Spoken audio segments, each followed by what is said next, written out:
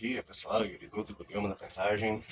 Hoje quero mostrar aqui para vocês as nossas relíquias aqui do nosso viveiro. Esse é um Diplasmium Skeleton, uma variedade de samambaia arbórea. Não é uma samambaia exótica, não é uma samambaia nativa.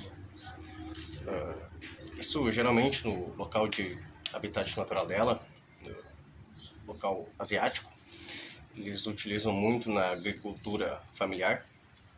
Então, existem muitas plantações, né, só de Diplasmium esqueleto. E o bacana dessa variedade de samambaia, os báculos, que são os brotos iniciais de toda fronde, que são as folhas da nossa samambaia, elas são comestíveis. Então, na agricultura familiar na Ásia, eles utilizam muito os báculos. Então eles retiram esses báculos, fazem um pequeno chumaço e vendem nas feiras. Então a mesma coisa que é vendido no Brasil, um temperinho verde, uma cebolinha, eles utilizam os brotos das samambaias. A gente sabe que os asiáticos eles utilizam muito sopa na alimentação. Então a samambaia ela faz parte já de um cardápio muito forte, típico deles. E o bacana também disso tudo, né, que é uma samambaia arbórea. Então é uma samambaia que o tronco dela pode chegar até 1,20 m de altura.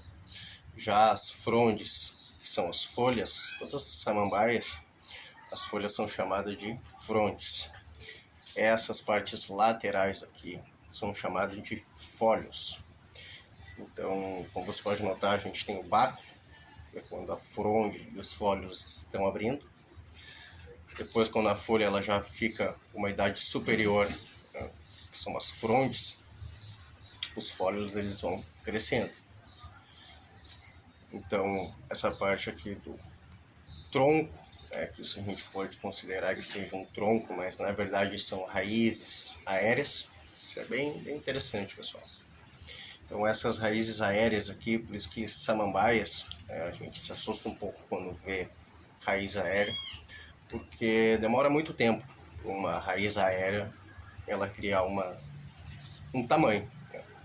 Então aqui eu tenho plantas já em média assim, de 20 a 50 anos de idade. Então eu vou pegar um outro exemplar, o exemplar mais velho que eu tenho aqui, o Diplasmium. Então essa é uma planta para colecionadores, é uma planta linda para paisagismo, para ambientes internos e tem uma boa aceitação para sol também, apesar de uma ter que haver uma adaptação para sol. E pessoal, essa é uma samambaia bem fácil de cultivo. Sobre adubação também é uma samambaia que não exige muito adubação. Diversas épocas do ano pode intervir com adubo e não precisa ser aquela adubação à risca, né? Tu pode usar um pouquinho de cada coisa. Sendo no verão, tu pode usar uma dose a mais de nitrogênio, né, para incentivar os brotos novos. Sendo em período chuvoso, né, tu pode usar um pouco mais do potássio para fortificar mais as raízes, né. E caso haver, né, um ambiente com muita seca ou excesso de água, esse tipo de adubo que é o potássio, ele auxilia as raízes, né, tanto absorver menos água ou ficar mais tempo sem retenção hídrica. Então vou pegar aqui um outro exemplar, um dos mais velhos que eu tenho aqui.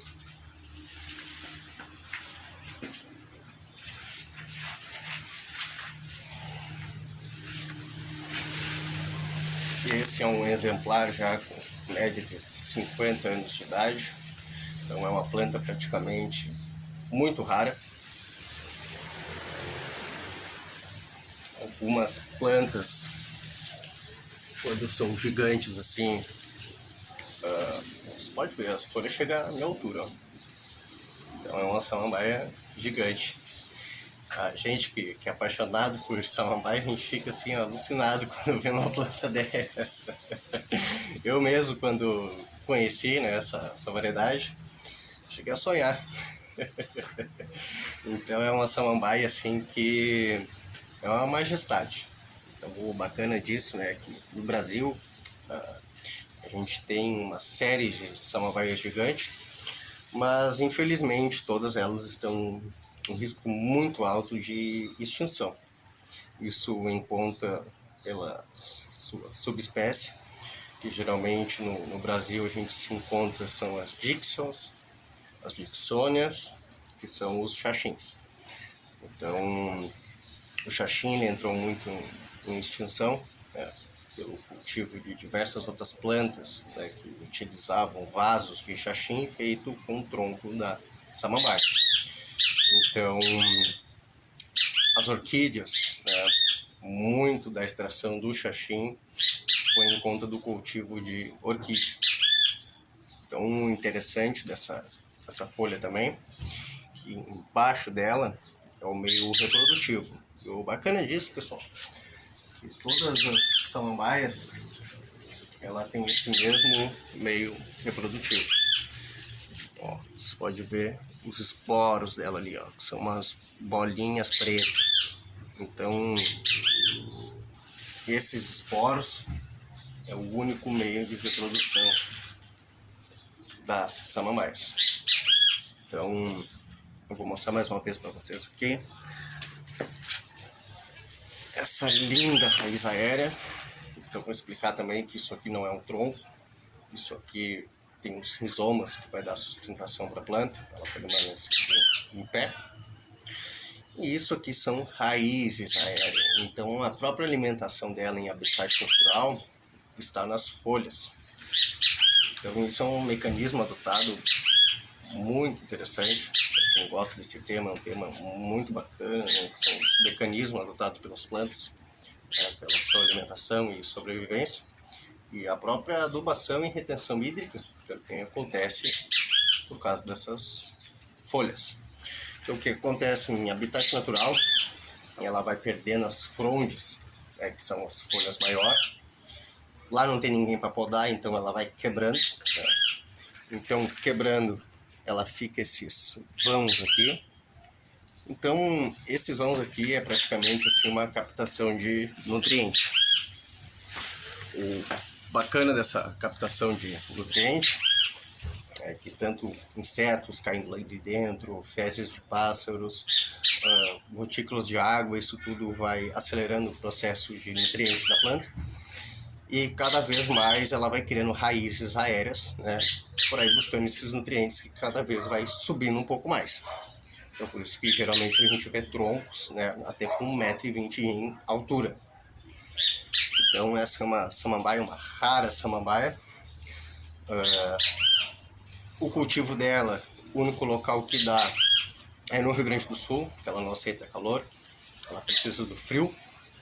Então, por isso que algumas samambaias arbóreas, né, samambaias gigantes, não estão adeptas, né, ao plantio, sendo o cultivo dela no Brasil todo. Então, em regiões mais frias, né, ou serra, também não tolera geada, mas em ambiente principalmente litorâneo, ela se adapta muito bem. Então, fica aqui uma curiosidade sobre, né, a característica em si dessa samambaia. Hoje, então, a gente abordou, né, que são os vácuos, que é aquele broto inicial da samambaia, as frondes, que são a folha inteira, os folhos, que são essas partes aqui da samambaia, o meio de reprodução, que são aqueles esporos, tá? Esse meio de reprodução, praticamente toda a samambaia tem esse mecanismo. Aliás, é um dos mecanismos mais antigos, né, sobre as plantas. Foi um meio de reprodução que elas acharam, foi um mecanismo que aconteceu naturalmente. E aí então conseguiram evoluir, né, e ficou uma forma mais fácil de elas se multiplicarem. Então a gente abordou aqui praticamente toda a taxonomia, né, a fisiologia da planta. Isso é bem interessante. Caso vocês fiquem com alguma dúvida sobre adubação, né, cultivo, sobre essa variedade de samambaia, eu vou deixar esse post aqui em aberto para qualquer tipo de dúvida que vocês tiverem, vocês podem enviar. A gente vai estar respondendo. Então, valeu, mais um vídeo eu aí na internet, no Instagram. E a gente vai começando a gravar mais e botar um pouco desse conhecimento para fora e a gente aprender junto. Valeu, pessoal!